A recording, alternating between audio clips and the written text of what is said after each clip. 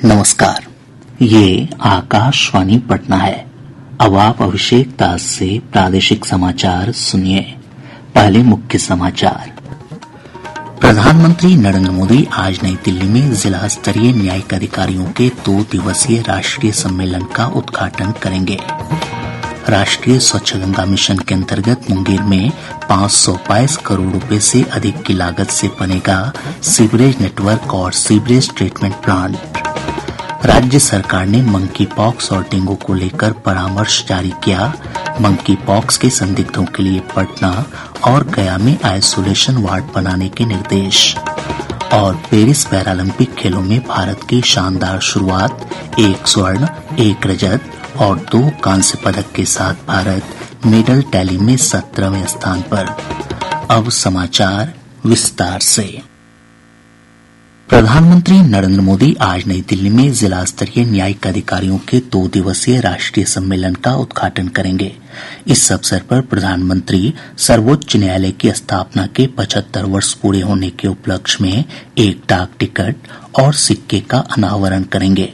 सर्वोच्च न्यायालय द्वारा नई दिल्ली के भारत मंडपम में आयोजित इस 2 दिवसीय सम्मेलन में बुनियादी ढांचे, समावेशी अदालत कक्ष, न्यायिक सुरक्षा, मुकदमों के प्रबंधन और प्रशिक्षण सहित जिला न्यायपालिका के मुद्दों पर 5 सत्र होंगे।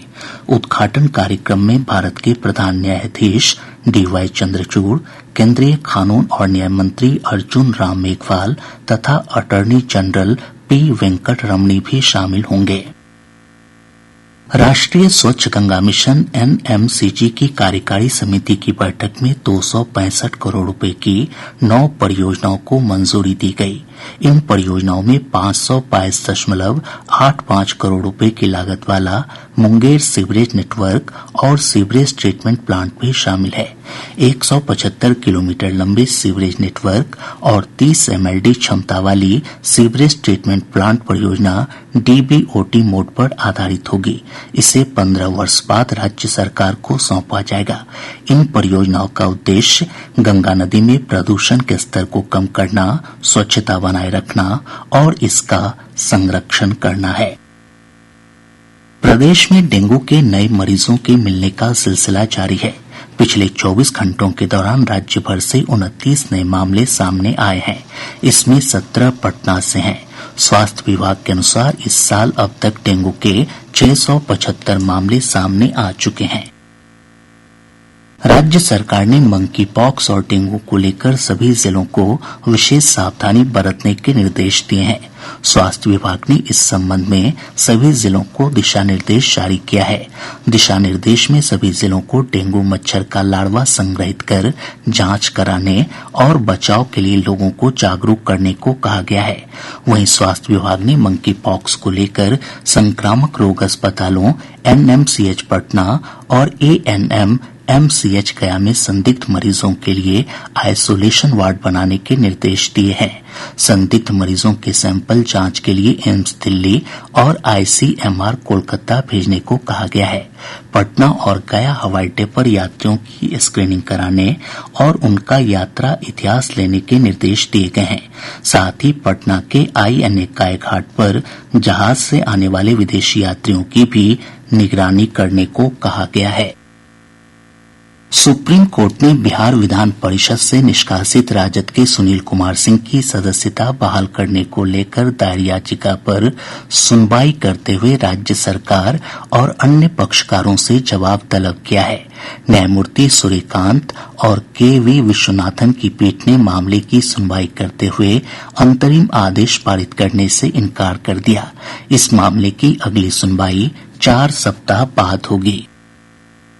राज्य सरकार ने मृत सरकारी कर्मियों के नाबालिग आश्रित को बालिग होने के 1 वर्ष के अंदर अनुकंपा पर नौकरी के लिए दावा करना अनिवार्य कर दिया है। सामान्य प्रशासन विभाग ने इस संबंध में दिशा निर्देश जारी किया है। राज्य सरकार ने पूर्व DGP RS भट्टी और पुलिस महानिदेशक भृगु श्रीनिवासन की सेवा केंद्र सरकार को सौंप दी है। वहीं अपर पुलिस महानिदेशक R मल्लरविली बिहार पुलिस अकादमी राजगीर की महानिदेशक बनाई गई हैं। गृह विभाग ने इस संबंध में अलग अलग अधिसूचना जारी की है। इधर आरएस भट्टी को फुलवारीशरीफ के पुलिस कैंप में परेड समारोह आयोजित कर विदाई दी गई। विदाई समारोह में श्री भट्टी ने कहा कि बिहार में उन्होंने जो कुछ सीखा है वे इसका प्रयोग अपनी केंद्रीय प्रतिनियुक्ति के दौरान करेंगे। बिहार पुलिस के सभी जवान, पदाधिकारी, वरीय पदाधिकारी सबका आभार व्यक्त करता हूं कि आपके सहयोग से मिलकर हमने ये यात्रा जो शुरू की है। बिहार पुलिस में कोई कमी नहीं, सही प्रशिक्षण, सही दिशा, सही लीडरशिप से ये और आगे बढ़ेगी, ऐसा मुझे विश्वास है। बिहार में काम करने से मैंने भी बहुत कुछ सीखा है। जो जमीनी अनुभव होते हैं उन्हीं के आधार पर बड़े निर्णय होते हैं। अब मुझे अगर केंद्र में जाने का अवसर मिला है तो निश्चित रूप से इन अनुभव को मैं वहां भी उपयोग करूंगा। इधर राज्य के नए डीजीपी आलोक राज ने पदभार ग्रहण करने के बाद कहा कि उनकी कोशिश बिहार वासियों का डीजीपी बनने की होगी। उन्होंने पुलिसकर्मियों से आम लोगों का विश्वास जीतने की अपील की। पुलिस मुख्यालय, पुलिस महानिदेशक का कार्यालय कक्ष ये बिहार वासियों के लिए खुला है। मेरा ये उद्देश्य होगा कि मैं बिहार वासियों का डीजीपी बनूं। बिहार के लोग अपनी किसी भी वैधानिक समस्या के लिए मेरे पास आ सकते हैं, मेरे पदाधिकारियों के पास जा सकते हैं और मेरा ये उद्देश्य होगा कि हम आम जनता का सहयोग प्राप्त करें और अच्छी पुलिस व्यवस्था उनके लिए प्रदान कर सकें। केंद्र सरकार ने बिहार कैडर के 1989 बैच के आईएएस अधिकारी अमृत लाल मीणा को बिहार कैडर में वापस भेजने की मंजूरी दे दी है। माना जा रहा है कि उन्हें राज्य का अगला मुख्य सचिव बनाया जा सकता है। वर्तमान मुख्य सचिव ब्रजेश मेहरोत्रा का कार्यकाल आज समाप्त हो रहा है। राष्ट्रीय जांच एजेंसी एनआईए की टीम ने कल कैमूर जिले के नक्सल प्रभावित अधौरा थाना क्षेत्र के 2 गांवों में छापेमारी की। प्राप्त जानकारी के अनुसार जांच टीम ने सिकरी गांव के महेंद्र शाह और दारीहरा गांव में सागर सिंह खरवार के घर पर छापेमारी की है। दोनों के घर की 4 घंटे तक तलाशी ली गई। छापेमारी किस मामले में हुई, इस संबंध में किसी प्रकार की आधिकारिक जानकारी नहीं दी गई। प्रादेशिक समाचार आप आकाशवाणी पटना से सुन रहे हैं। ताज़ा समाचारों के लिए आप हमारे एक्स हैंडल AIRnews_पटना पर जा सकते हैं। पेरिस पैरालंपिक खेलों में भारत की शानदार शुरुआत हुई है। 1 स्वर्ण, 1 रजत और 2 कांस्य पदक के साथ भारत मेडल टैली में 17वें स्थान पर है। भारत की पदक की उम्मीदें आज तीसरे दिन भी निशानेबाजों पर टिकी हुई हैं। आज बैडमिंटन और तीरंदाजी के भी कई मुकाबले होंगे। एक रिपोर्ट।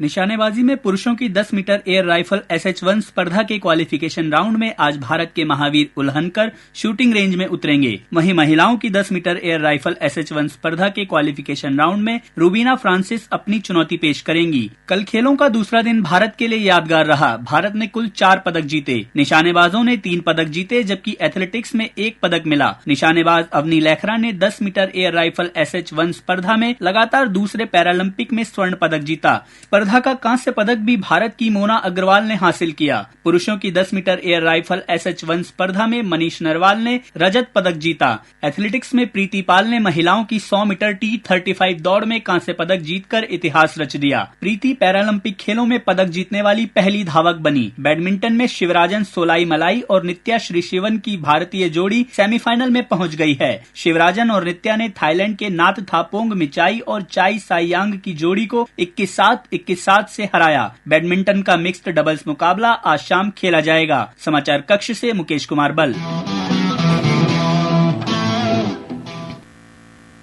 मानसून के कमजोर होने के साथ ही राज्य में वर्षापात में कमी आई है। मौसम विज्ञान केंद्र पटना की वैज्ञानिक ने बताया कि अगले 3 दिनों के दौरान राज्य में कहीं भी भारी बारिश की संभावना नहीं है। कुछ स्थानों पर हल्की से मध्यम बारिश हो सकती है। वहीं इस अवधि में अधिकतम तापमान में 2 से 3 डिग्री सेल्सियस की बढ़ोतरी होने की भी संभावना है। अगले 3 दिनों तक मानसून की गतिविधि में कमी आएगी। राज्य के 1 या 2 स्थानों पर हल्की सी मध्यम स्तर की वर्षा होने की संभावना है। अगले 3 दिनों के दौरान राज्य के दिन के तापमान में 2 से 3 डिग्री सेल्सियस बढ़ोतरी की संभावना है। गंगा, सोन, पुनपुन, बूढ़ी गंडक और घाघरा समेत राज्य से होकर गुजरने वाली अधिकांश नदियों के जलस्तर में उतार चढ़ाव का सिलसिला जारी है। केंद्रीय जल आयोग से प्राप्त जानकारी के अनुसार नदियों का जलस्तर कई स्थानों पर खतरे के निशान से ऊपर है, लेकिन जलस्तर में स्थिरता और घटने की प्रवृत्ति देखी जा रही है। इधर हमारे संवाददाता ने बताया कि भागलपुर, कटिहार और खगड़िया समेत राज्य के अन्य बाढ़ प्रभावित जिलों की स्थिति में धीरे धीरे सुधार हो रहा है। ऊंचे स्थानों से बाढ़ का पानी निकलने लगा है। इधर प्रशासन की ओर से बाढ़ प्रभावित क्षेत्रों में ब्लीचिंग पाउडर और एंटी लार्वा का छिड़काव किया जा रहा है। साथ ही लोगों के बीच स्वच्छ पेयजल उपलब्ध कराने के लिए क्लोरीन की टिकिया वितरित की जा रही है। राज्य के स्कूलों में कल से 30 सितंबर तक पोषण माह का आयोजन किया जाएगा। इसके तहत विद्यालयों में प्रत्येक दिन अलग अलग गतिविधियों का आयोजन होगा। मध्याह्न भोजन योजना के निदेशक मिथिलेश मिश्र ने इस संबंध में सभी जिला शिक्षा पदाधिकारियों को दिशा निर्देश जारी किया है। पत्र में कहा गया है कि देश को कुपोषण मुक्त बनाने की दिशा में यह एक महत्वपूर्ण पहल है और इसलिए पोषण माह में सभी की भागीदारी आवश्यक है। बिहार लोक सेवा आयोग ने 32वीं बिहार न्यायिक सेवा के मुख्य परीक्षा का परिणाम जारी कर दिया है। परीक्षा में कुल 463 अभ्यर्थी सफल घोषित हुए हैं। राज्य के 16 बाल वैज्ञानिक राष्ट्रीय प्रदर्शनी प्रतियोगिता में भाग लेंगे। यह प्रतियोगिता 17 से 19 सितंबर तक दिल्ली में आयोजित होगी। इंस्पायर अवार्ड के तहत पटना स्थित SCERT में आयोजित 2 दिवसीय राज्य स्तरीय परियोजना और प्रदर्शनी प्रतियोगिता में 209 बाल वैज्ञानिक शामिल हुए, जिसमें 16 बाल वैज्ञानिकों का चयन किया गया। अब पटना से प्रकाशित प्रमुख समाचार पत्रों की सुर्खियां।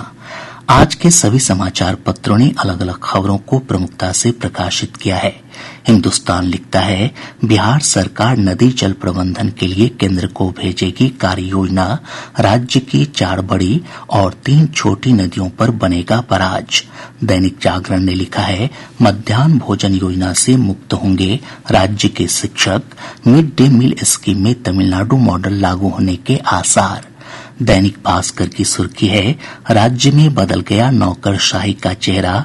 केंद्र से लौटे मीणा मुख्य सचिव बनेंगे। आलोक राज को डीजीपी का प्रभार। प्रभात खबर ने पैरालंपिक खेलों में शूटर अवनी लेखा के स्वर्ण पदक जीतने को बड़ी खबर बनाते हुए लिखा है, भारत की स्वर्णिम शुरुआत। राष्ट्रीय सहारा लिखता है, भाजपा में शामिल हुए झारखंड के पूर्व मुख्यमंत्री चंपाई सोरेन। आज अखबार ने सुप्रीम कोर्ट के फैसले के हवाले से लिखा है, स्त्री धन पर केवल महिला का अधिकार। और अब अंत में मुख्य समाचार एक बार फिर। प्रधानमंत्री नरेंद्र मोदी आज नई दिल्ली में जिला स्तरीय न्यायिक अधिकारियों के 2 दिवसीय राष्ट्रीय सम्मेलन का उद्घाटन करेंगे।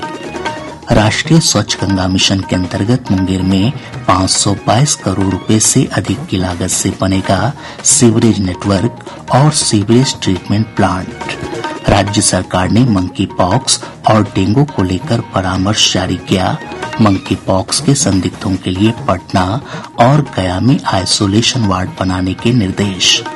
और पेरिस पैरालंपिक खेलों में भारत की शानदार शुरुआत, 1 स्वर्ण, 1 रजत और 2 कांस्य पदक के साथ भारत मेडल टैली में 17वें स्थान पर। इसके साथ ही आकाशवाणी पटना से प्रसारित प्रादेशिक समाचार का ये अंक समाप्त हुआ।